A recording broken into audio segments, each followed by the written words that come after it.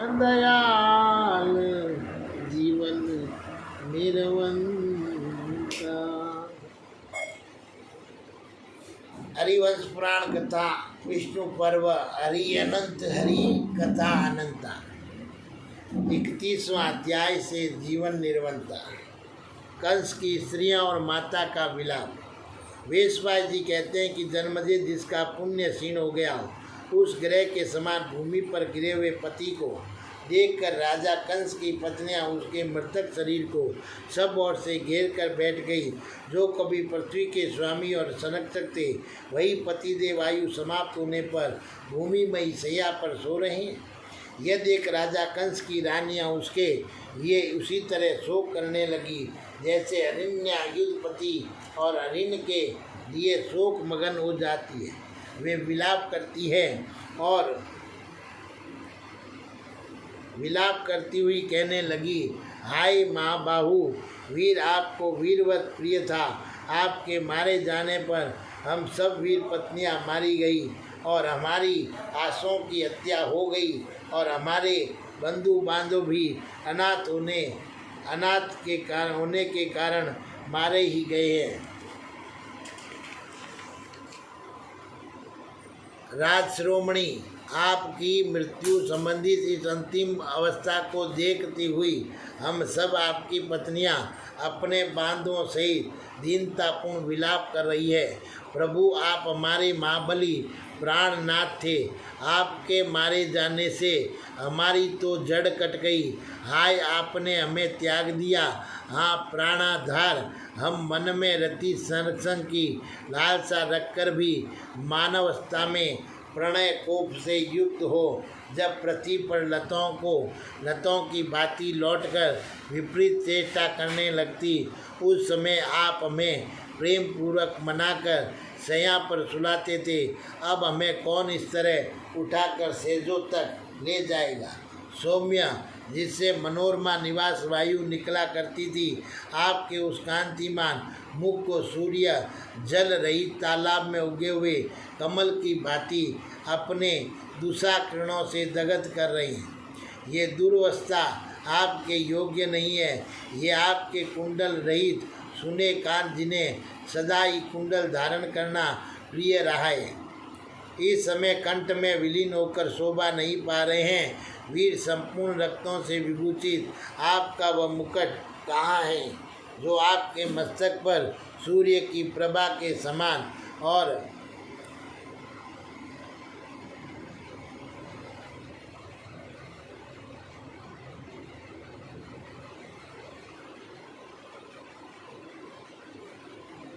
सूर्य की प्रभा के समान अतिशय शोभा का आधान करता था। प्राणनाथ, आपकी ये रानियां जो अंत्यपुर की शोभा बढ़ाती थी, आपके लोकांतर में चले जाने से अब दीन और अनाथ होकर कैसे निर्वाह करेगी।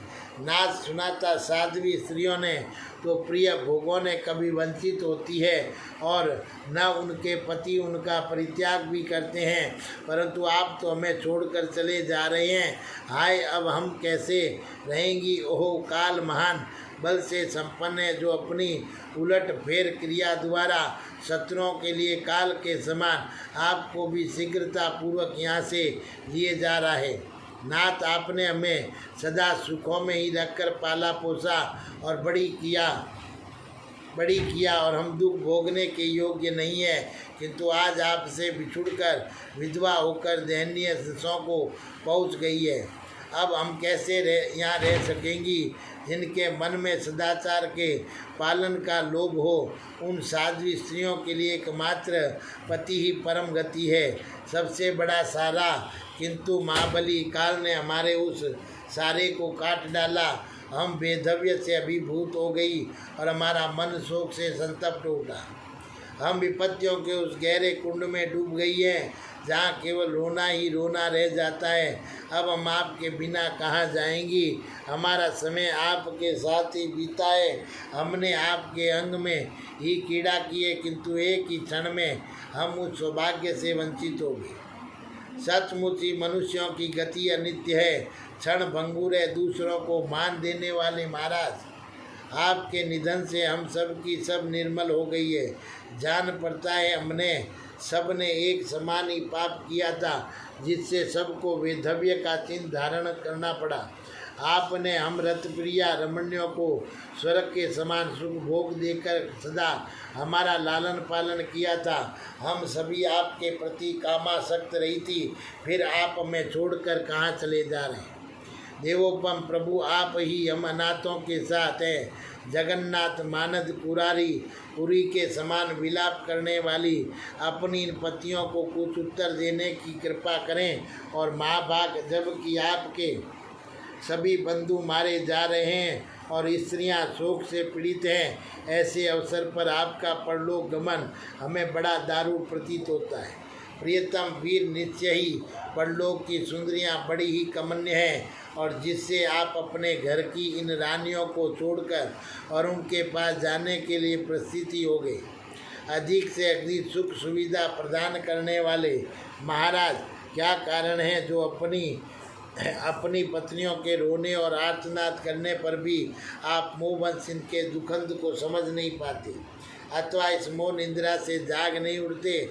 आओ, पुरुषों की ये पारलौकिक यात्रा बड़ी ही निर्दन्य होती है, क्योंकि वे अपनी पत्नियों को छोड़कर और उनकी कोई अपेक्षा न रखते हुए चल देते हैं। स्त्रियों का बिना पति के ही रह जाना अच्छा, किंतु उनके लिए शूरवीर पति का होना अच्छा नहीं है, क्योंकि वे शूरवीर स्वर्गलोक की सुंदरियों को प्रिय होते हैं, और वे सुंदरियां भी उन शूरवीरों को प्रिय होती है। और अहो, जिन्हें युद्ध ही प्रिय था और युद्ध ही प्रिय था,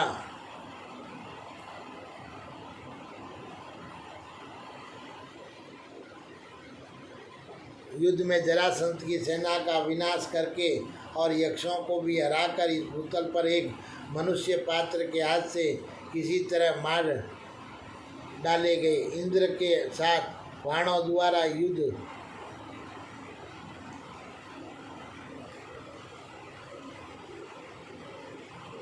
जिन्हें युद्ध में भी प्रिय था, उन आपको अदृश्य भाव से शीघ्रता पूर्वक ले जाने वाले काल ने हम सब की अंतरात्मा पर एक साथ ही प्रहार किया है। वीरवर, आप युद्ध में जरासंध की सेना का विनाश करके यक्षों को भी हराकर इस भूतल पर एक मनुष्य मात्र के हाथ से किस तरह मार डाले गए। इंद्र के साथ बाणों द्वारा युद्ध करके जो सम्रागण में अमरों से भी पराजित न हो सके, वही आप एक मरण धर्मा मनुष्य के हाथ से कैसे मारे गए। आपने अपने बाणों की वर्षा से पासधारी वरुण को परास्त करके अक्षोभ्य महासागर को भी निशुबद्ध करते हुए उसके रक्त रूपी सर्वस्व का अपहरण कर लिया था। एक बार इंद्र ने जब वर्षा में कमी कर दी थी, तब आपने अपने सहायकों से बादलों को जीतकर पूर्ववासियों के हित के लिए बलपूर्वक वर्षा करवाई थी। भूमंडल के समस्त भूपाल आपके प्रताप से नतमस्तक रहा करते थे और उपहार के रूप में आपके पास बहुमूल्य रक्त एवं वस्त्र भेजते रहते थे। इस प्रकार आप देवताओं के समान तेजस्वी थे। शत्रुओं ने आपके बल पराक्रम को प्रत्यक्ष दिखा था, और तो भी आपके ऊपर ऐसा प्रणातकारी घोर भय कैसे आया। हाँ नाथ, आपके मारे जाने से आज हमें विधवा की पदवी प्राप्त हुई है। हम सदा परमात्मा से दूर रहती थी, परंतु मतवाले कृतांत ने हमको भी मिट्टी में मिला दिया। नाथ, यदि इस प्रकार आपको जाना ही था तो, अथवा यदि हमें भुला ही देना था तो वाणी मात्र से भी मैं जा रहा हूँ, ऐसा कहकर विदा लेने में आपके लिए क्या परिश्रम था। प्राणनाथ, प्रसन्न होइए। हम भयभीत हैं। आपके चरणों में मस्तक रखकर प्रार्थना करती है। नरेश्वर, दूर देश में जाने और रहने से कोई लाभ नहीं है। आप घर को ही लौट चलिए। वीर, हमें आज से है कि आप तिनकों और धूलों में लौट कर कैसे सो रहे हैं।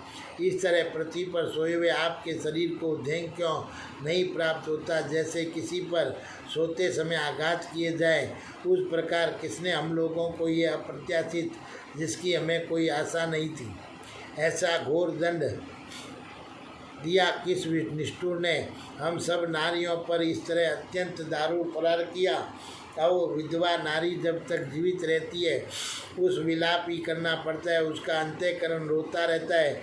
हमें तो पति के साथ ही चलना है। ऐसे अवसर पर हम रो क्यों रही है। इसी बीच में कंस की दुखिया माता कांपती हुई वहाँ आई और कहा, हे मेरा बच्चा कहाँ है, मेरा बेटा। ऐसा कहकर जोर जोर से रोने लगी। उसने अपने मरे हुए पुत्र को देखा। वह कांतिहीन चंद्रमा के समान प्रतीत होता था और उसकी ऐसी दशा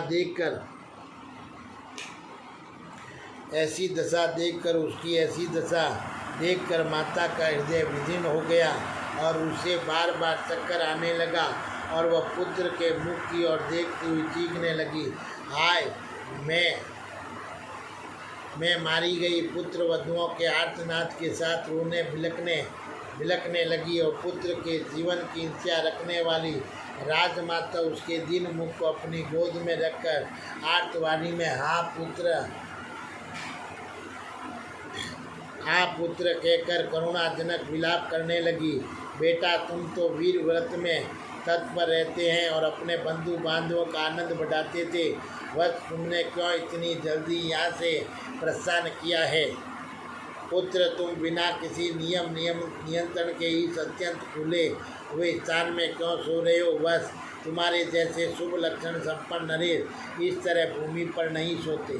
तीनों लोकों में जो बल में सबसे बड़ा चढ़ा था और उस रावण ने प्राचीन काल में राक्षसों के समुदाय में इस सत्पुरुषों द्वारा सम्मानित श्लोक का गान किया था।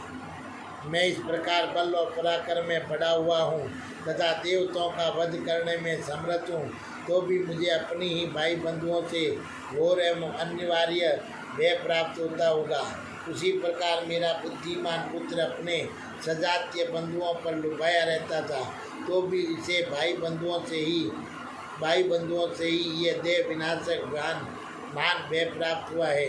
वह अपने पति बूढ़े राजा उग्रसेन से, जो उस समय अचेत से हो रहे थे, बछड़े से बिछुड़ी हुई हरिणी के समान रोती हुई बोली, शुद्ध अंत्य करने वाले महाराज, आइए आइए, अपने पुत्र राजा कंस को देखिए, जो वज्र के मारे हुए पर्वत की भांति वीर शैया पर सो रहा है।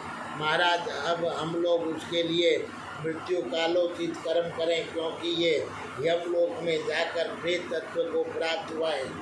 राज्य का उपभोग तो वीर पुरुष ही करते हैं, हम लोग तो अपराजित हो गए हैं। अतः जाइए, कृष्ण को ये सूचित कीजिए कि कंस के अंत्येष्टि संस्कार की व्यवस्था होनी चाहिए। शत्रु के मरने तक ही वैर रहता है, उसके शांत हो जाने पर ही वैर रहता है। उसके शांत हो जाने पर अब वैर की भी शांति हो ही जाएगी। इसके प्रेत कार्य तो करने चाहिए। मरा हुआ क्या अपराध करता है अपने पति भोजराज से? ऐसा कहकर दुखनी राजमाता पुत्र का सुख निहारती हुई अपने केस खींच कर अत्यंत विलाप करने लगी। राजन, ये सुख में पली हुई तुम्हारी रानियां अब क्या करेगी? तुम्हारे जैसे सेठ पति को पाकर भी इन वैचारी भवों का सारा मनोरथ नष्ट हो गया और ये तुम्हारे बूढ़े पिता अब श्री कृष्ण के अधीन हो गए। सूखते हुए पोखरे के जल की भांति अब मैं उन्हें परतंत्र दशा में कैसे देख सकूंगी? बेटा, मैं तुम्हारी जननी हूँ, मुझसे क्यों नहीं बोलते हो? क्यों आज अपने प्रिय जनों का परित्याग करके तुमने परलोक के विशाल पथ को प्रस्थान किया? आओ वीर, तुम नीति कुशल नरेश थे, मेरी संपत्ति थे, किंतु सदा समीप रहने वाला काल आज में मुझ अभाग्नि की गोद से छीनकर लिए जा रहा है। कितने ही कुलों परिवारों के समुदाय का पालन करने वाले मेरे वीर पुत्र, तुमने जिन्हें दान और मान से अनुग्रहित कर रखा था, जो तुम्हारे उन गुणों से अत्यंत संतुष्ट थे, वे ये तुम्हारे पुत्रियों के कुलों के लोग आज तुम्हारे लिए रो रहे हैं। नरसेठ, उठो महाबाहो, महाबली वीर, इन दीन दुखी लोगों की और समस्त नगर की अंतःपुर के समान ही रक्षा करो। अत्यंत आर्त होकर उसके विस्तृत गणों को याद करके कंस की स्त्रियां और माता के रोते रोते संध्या हो गई है और संध्याकालीन अरुण राग से रचित हुआ दिवाकर सूर्य अस्ताचल को चले गए हैं। बोलिए श्री कृष्ण भगवान की जय।